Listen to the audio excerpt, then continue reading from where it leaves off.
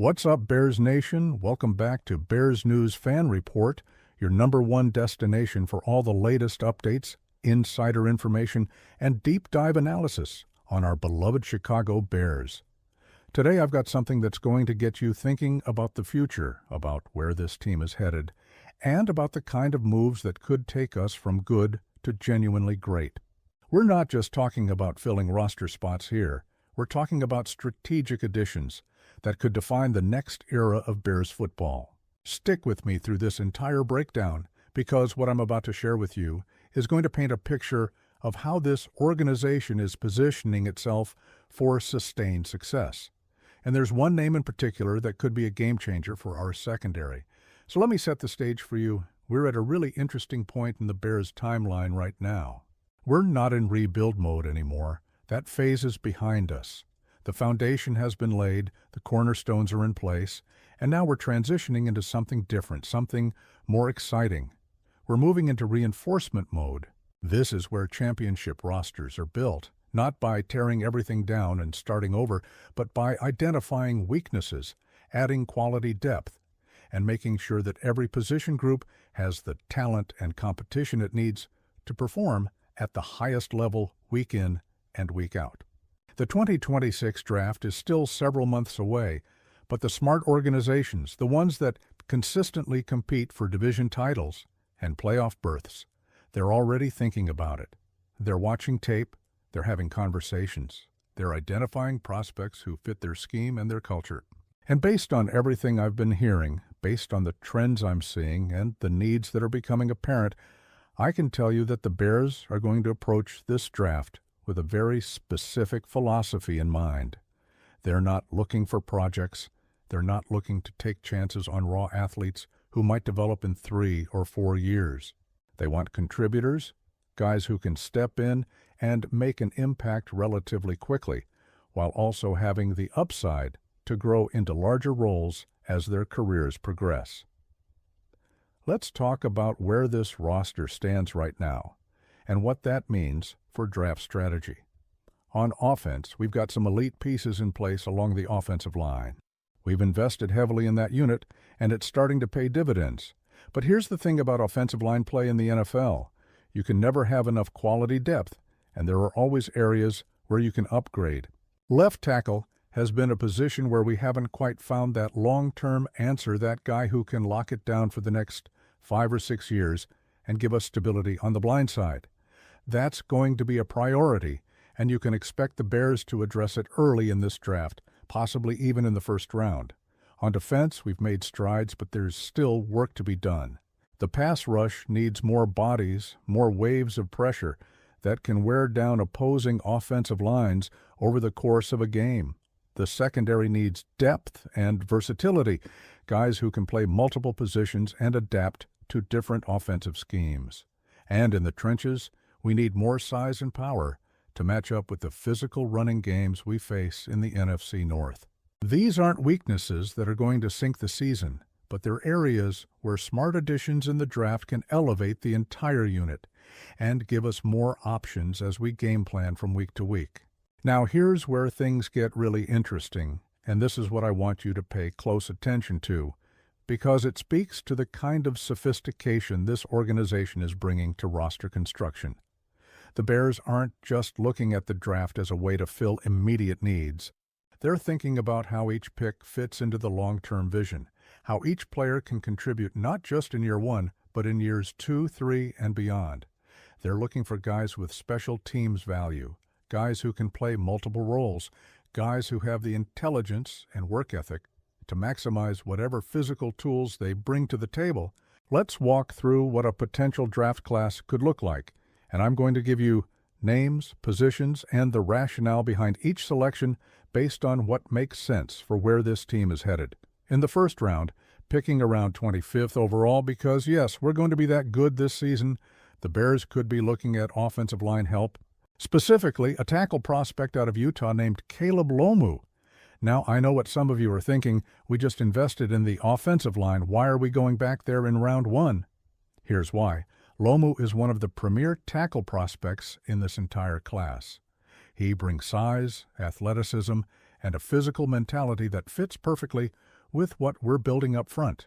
With elite veterans like Joe Thuney, Drew Dahlman, and Jonah Jackson holding down the interior, and Darnell Wright entrenched at right tackle, adding Lomu at left tackle could legitimately give us one of the best offensive lines in the entire league. That's the kind of investment that keeps you competitive for years, not just one season. Moving into the second round around pick 57, the focus shifts to the edge rusher position. This is where depth becomes crucial. You need multiple guys who can get after the quarterback, who can set the edge against the run, who can give you quality snaps throughout a long season.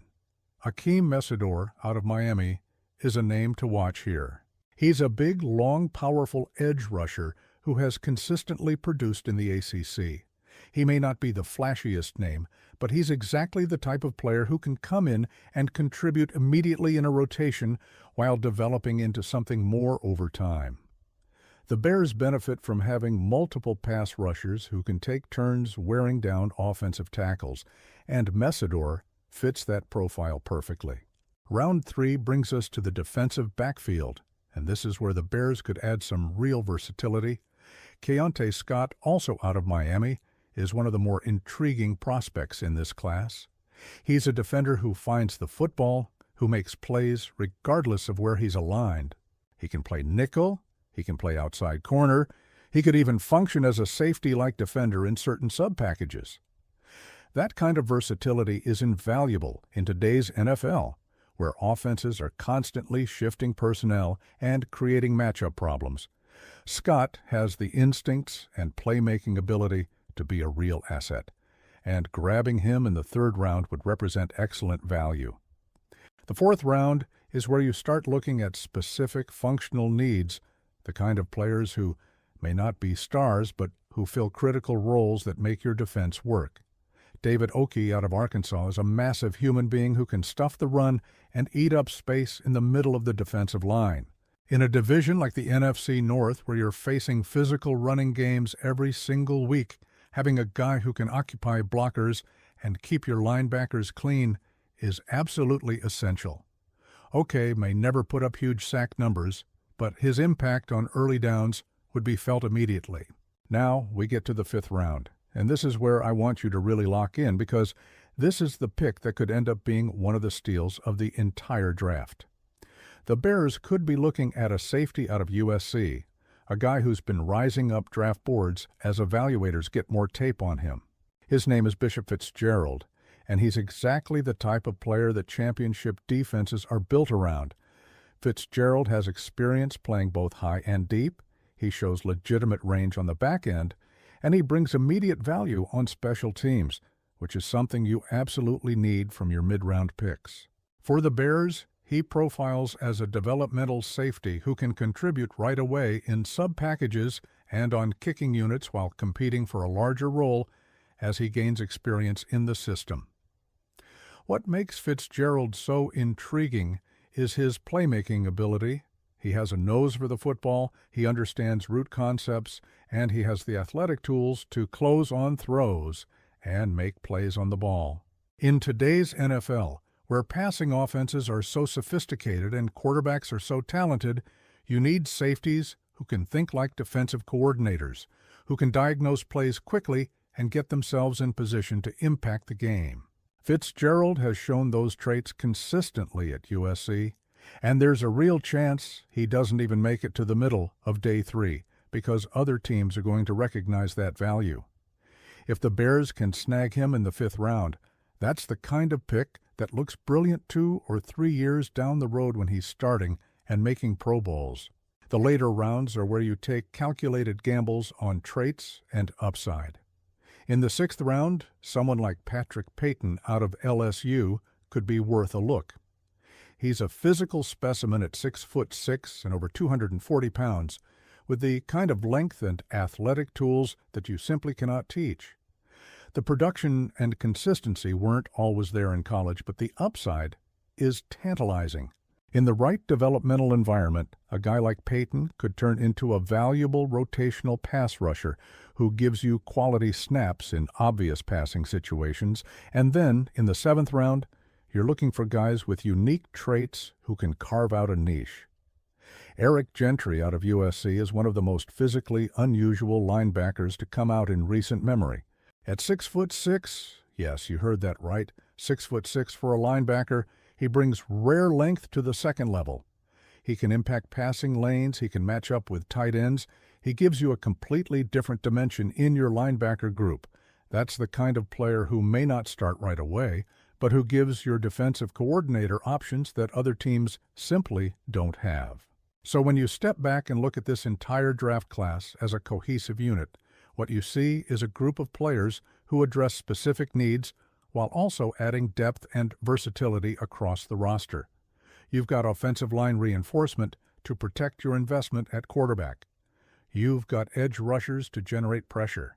You've got secondary help to defend the pass.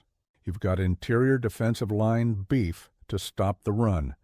And you've got developmental pieces with special teams value who can grow into larger roles. That's how you build a roster that can compete year after year, that can absorb injuries without falling apart, that has the depth to stay fresh in December and January when games matter most. The key for the Bears is executing on this vision.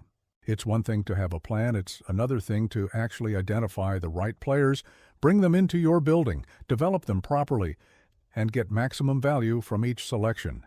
But based on what we've seen from this front office over the last couple of years, there's reason to be optimistic. They've hit on draft picks, they've made smart free agent signings, they've built a culture that players want to be part of. Now it's about continuing that momentum and adding the pieces that can take this team to the next level. Bishop Fitzgerald in the 5th round represents exactly the kind of value pick that can define a draft class. He's a player with starting upside who also brings immediate contributions on special teams. He fits the scheme. He has the traits you're looking for at the position. And he's the type of competitor who's going to push veterans and make everyone around him better. If the Bears can land him on day 3, that's a win, plain and simple. So, here's what I want to know from you. What do you think about this draft strategy? Are you comfortable with the Bears going offensive line in the 1st round again? Or would you rather see them address defense early? And specifically regarding Bishop Fitzgerald, do you like the idea of adding a developmental safety with upside in the middle rounds? Drop your thoughts in the comments below because I genuinely want to hear what Bears Nation thinks about how we should approach this draft.